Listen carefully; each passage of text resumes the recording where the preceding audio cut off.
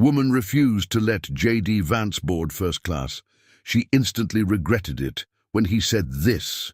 The airport was alive with the hum of activity, a symphony of movement and sound that played out daily in terminals worldwide. Conversations overlapped in the spacious lounge, blending with the rhythmic clatter of luggage wheels against the polished floor. Overhead, announcements crackled through the speakers, directing passengers to various gates. The atmosphere was charged with anticipation, each person absorbed in their own journey, some scrolling through their phones, others sipping coffee or flipping through magazines as they waited for their flights. In one corner of the airport lounge sat the first-class section, a glass-walled haven of exclusivity. Plush leather chairs lined the space, offering passengers a degree of comfort that set them apart from the masses beyond the partition.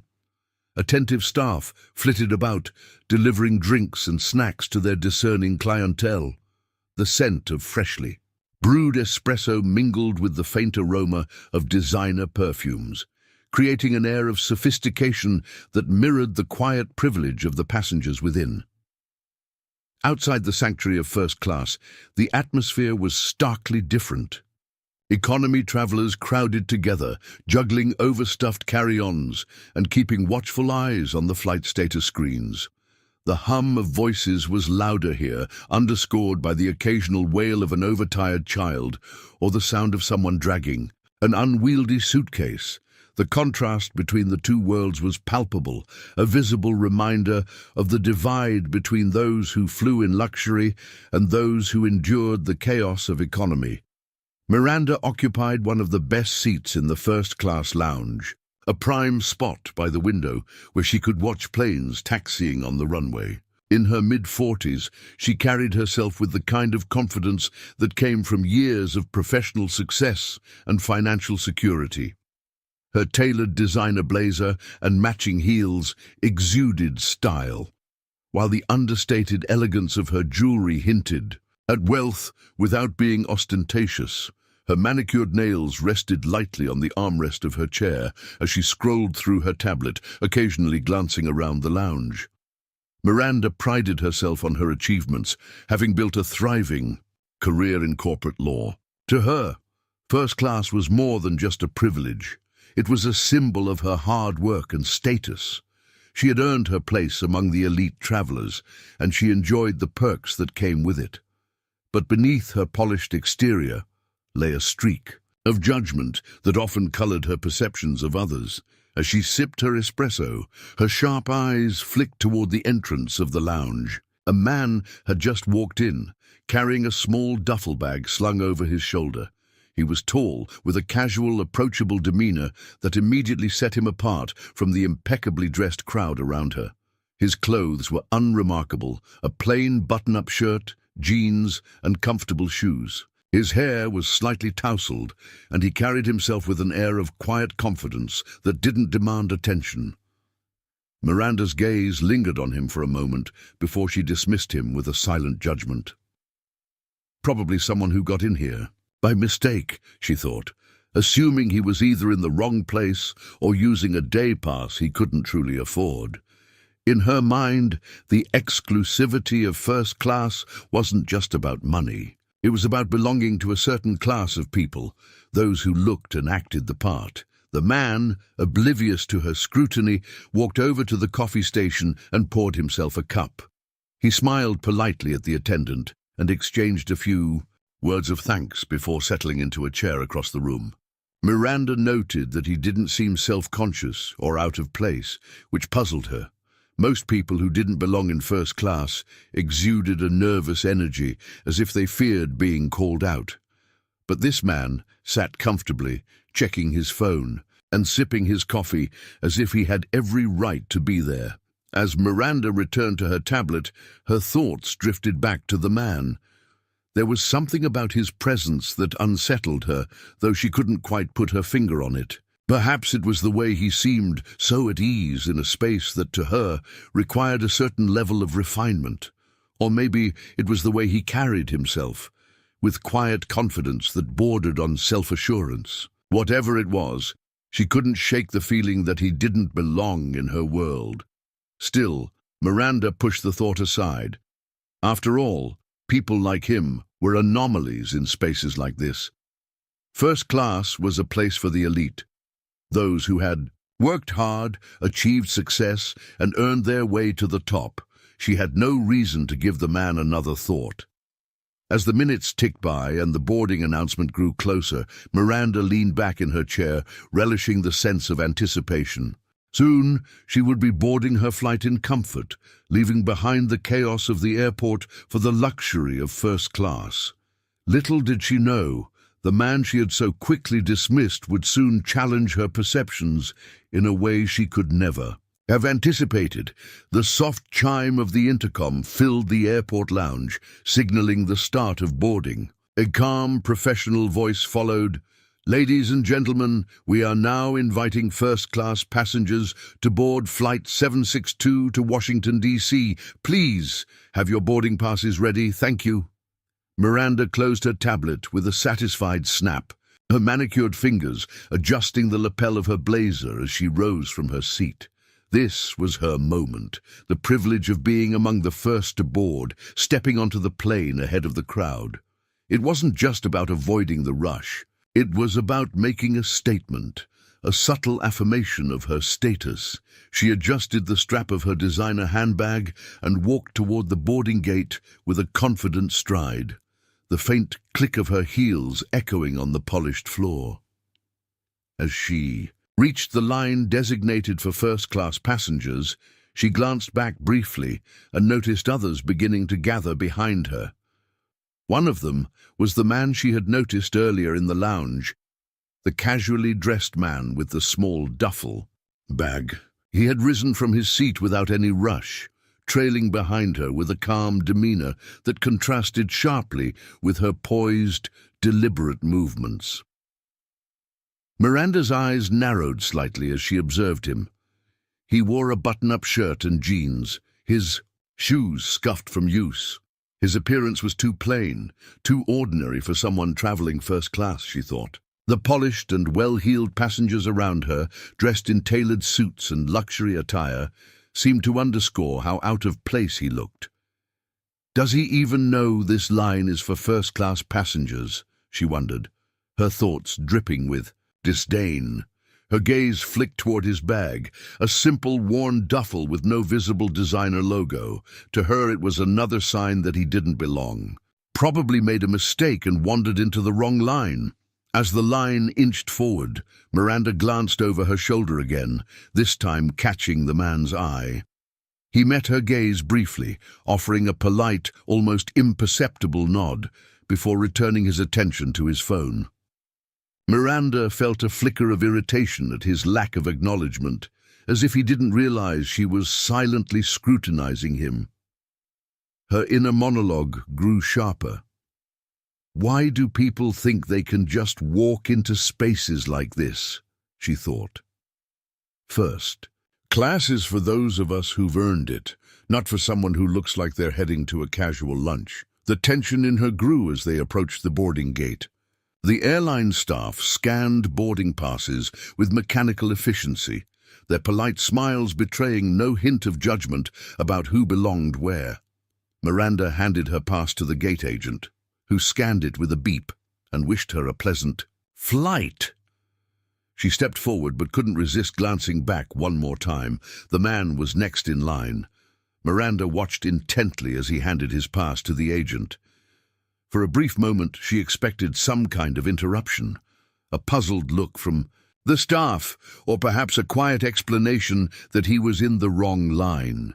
Instead, the agent scanned his pass without hesitation, nodded and said, "Enjoy your flight, sir." Miranda's brow furrowed. How could he possibly afford a first-class ticket, she wondered. Was it a last-minute upgrade? A gift?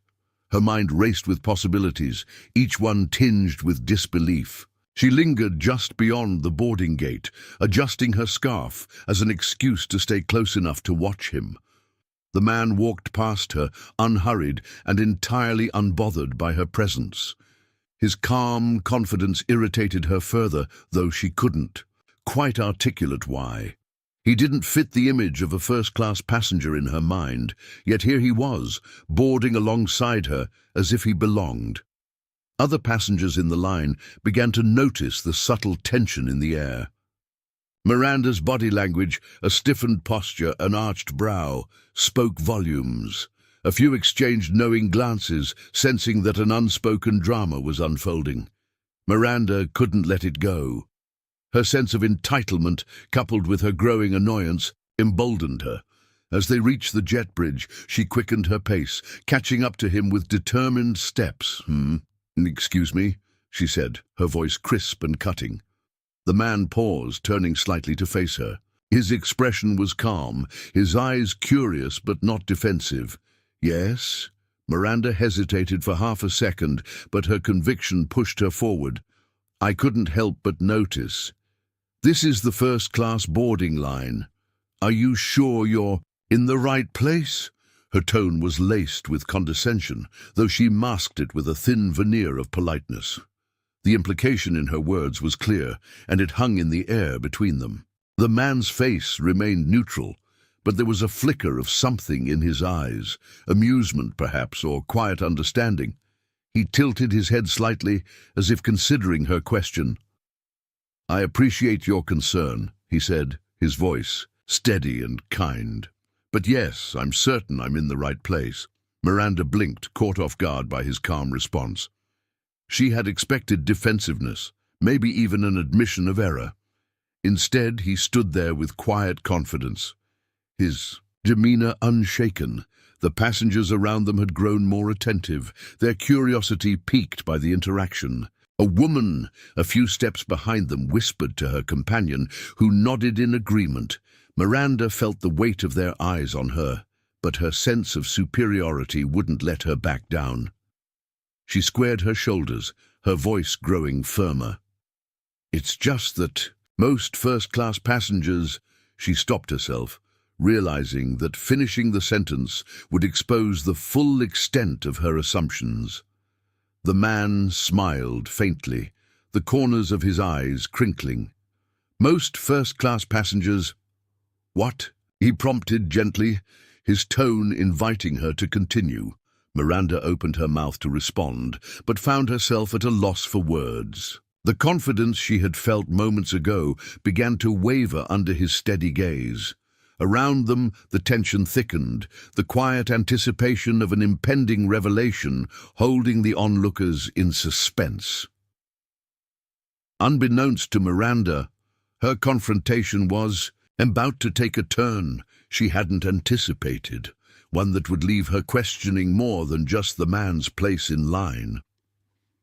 Miranda's hesitation was brief, but it was enough to stir her irritation further. The man's composed demeanor felt like a challenge to her authority, as though he was deliberately refusing to acknowledge her superiority. She inhaled sharply, lifting her chin as she prepared to escalate. "Look," she began, her tone growing sharper. "I've been flying first class for years. I know the type of people who belong in this space, and quite frankly, you don't. You fit the bill. Are you sure you didn't get in here by mistake?" Her words, though wrapped in a semblance of civility, carried an unmistakable edge. The man raised an eyebrow, his calm expression unwavering. He seemed more amused than offended, which only fueled Miranda's frustration. Other passengers in the jet bridge had now taken notice. Conversations quieted as heads turned in their direction, curiosity lighting up their faces. A few exchanged whispered words, speculating about what was happening. The air grew thick with anticipation, a sense that something significant was about to unfold. The man let a beat of silence pass, his gaze steady as he studied Miranda. Then a small smile curved his lips, gentle and devoid of malice. "Actually," he said, his voice calm but firm, "my name is J.D. Vance. I'm the Vice President of the United States, and I think I've earned my seat here." For a moment, time seemed to stand still. The murmurs in the jet bridge ceased entirely as his words hung in the air, their weight sinking in.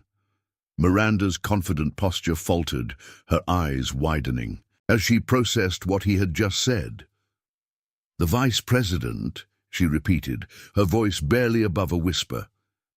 Gasps rippled through the line as people began to connect the dots. Some passengers pulled out their phones, quickly searching for images or news articles to confirm his identity. A woman a few steps behind them exclaimed softly, "Oh my God, it is him!" J.D. Vance remained where he stood, his smile still in place. There was no arrogance in his tone, no need to belabor his point. He seemed entirely at ease with letting the truth speak for itself. Miranda, on the other hand, felt the blood drain from her face. The realization of her mistake hit her like a wave, leaving her momentarily frozen in place. Her cheeks flushed, a deep red as embarrassment washed over her, mingling with disbelief. She stammered, searching for words. "I didn't realize. I had no idea." Her usually sharp mind, honed by years of legal battles and high-stakes negotiations, was suddenly rendered useless. She had spent her career thriving on confidence and quick thinking, but now she found herself utterly unprepared for the situation she had created. "It's all right," J.D. said, his voice gentle. "We all make assumptions sometimes. No harm." "Done." His grace in the moment only deepened Miranda's shame. He wasn't gloating or condescending, even though he had every right to. Instead, he stood there, extending an olive branch where she had expected a reprimand. Around them, the murmurs resumed, but this time with a different tone. Passengers whispered to one another, their words laced with admiration for J.D.'s humility and composure. "He's so down to earth," someone said. "I can't believe she didn't recognize him," another voice murmured. Miranda's humiliation felt magnified by the presence of the onlookers. She glanced around, catching the stares of fellow passengers who were undoubtedly forming their own opinions about her behavior.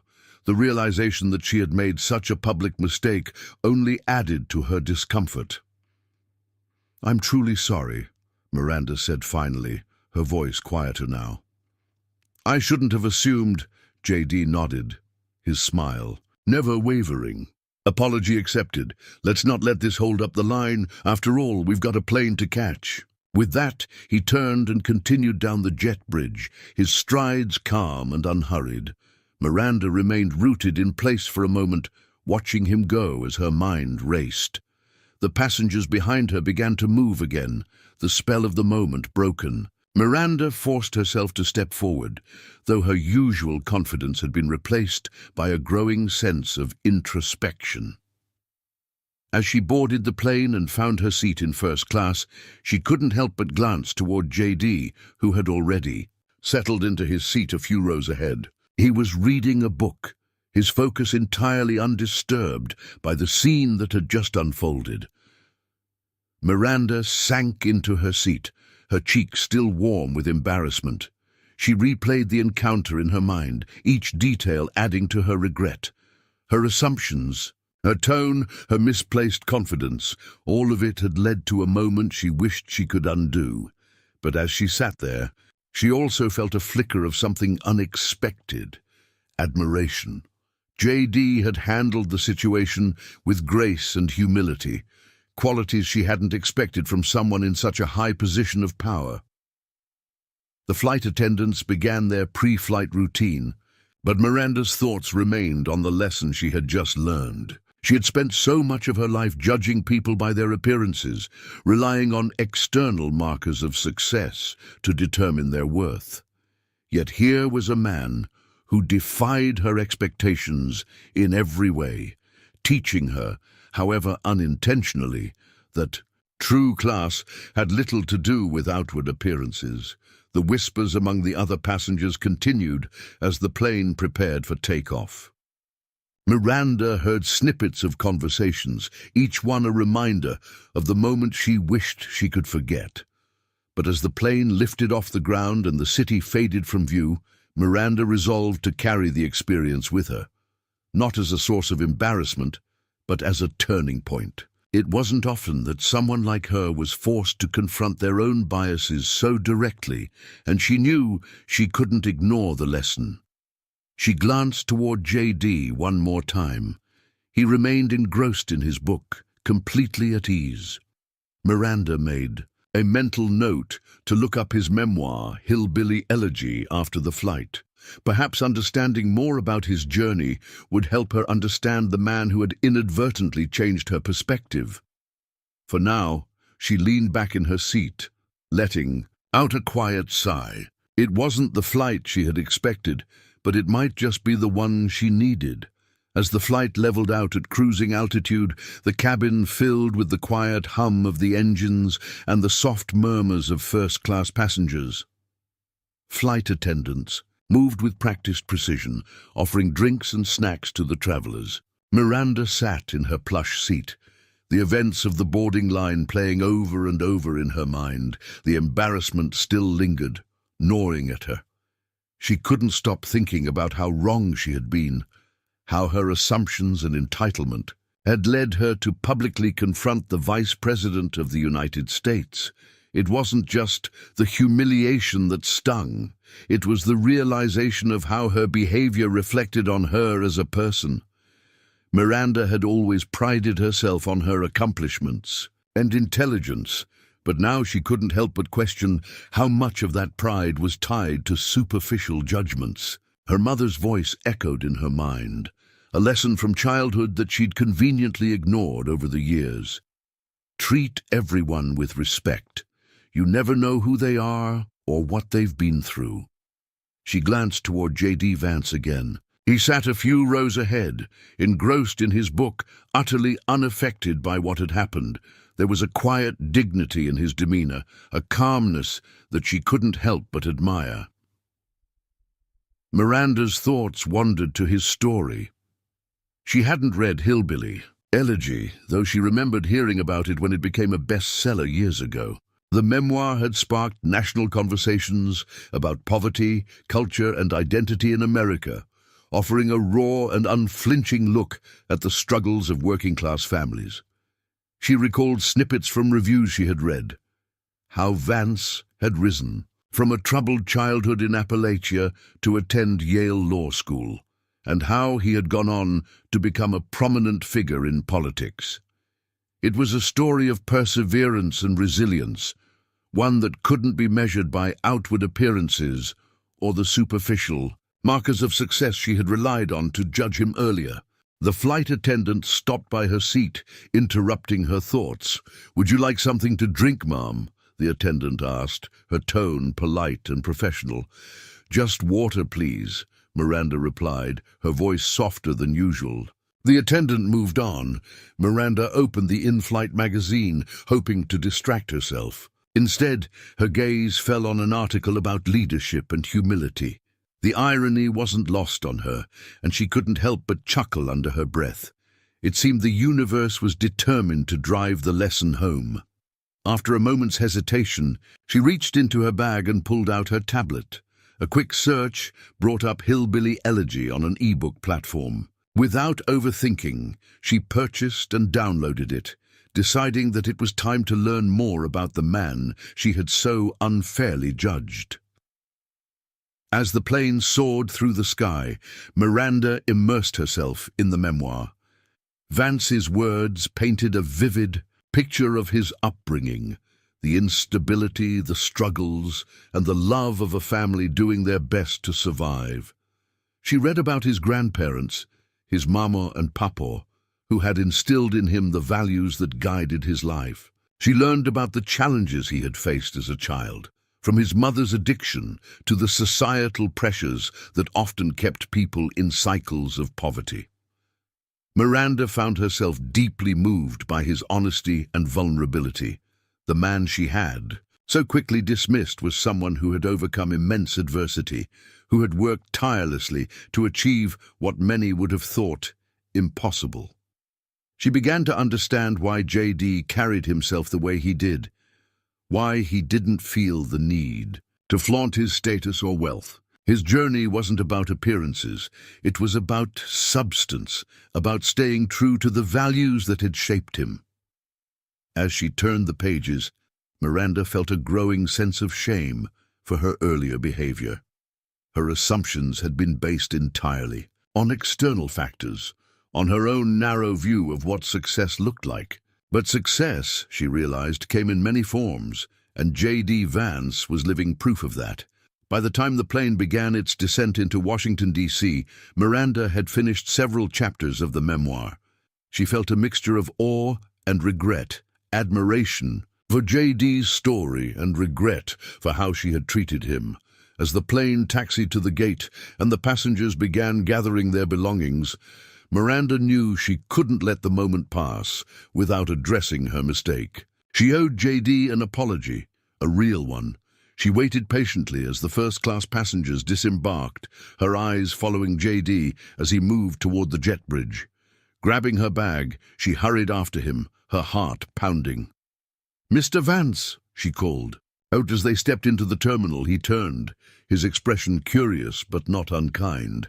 "I just wanted to say—" Miranda paused, taking a deep breath. "I'm sorry, truly. The way I acted earlier was completely out of line. I made assumptions about you that I had no right to make, and I feel terrible about it." J.D. regarded her for a moment, his face unreadable. Then, to her relief, he smiled. "Apology accepted," he said simply. "I've started reading your book," Miranda added quickly, wanting him to know she was making an effort. "It's incredible, your story. It's inspiring." J.D.'s smile widened. "Thank you. I hope it gives you a better understanding of where I come from." "It already has," Miranda admitted, "and it's made me realize how much I still have to learn. So, thank you for the lesson." J.D. nodded, his demeanor as gracious as ever. "We're all learning every day. That's what makes life interesting." With that, he extended a hand and Miranda shook it, feeling a sense of closure and a renewed determination to carry the lesson forward. As Miranda walked through the terminal, she couldn't stop thinking about the encounter. It wasn't just a humbling experience, it was a transformative one. She resolved to approach life differently, to challenge her own biases and judgments. Over the next few weeks, Miranda made a conscious effort to put those lessons into practice. She started volunteering with a mentorship program for young professionals from disadvantaged backgrounds, hoping to use her own experiences to help others. She also made a point to listen more, to truly understand the people around her, instead of jumping to conclusions. And every now and then, she would think back to that flight, and the man who had unintentionally taught her one of the most important lessons of her life.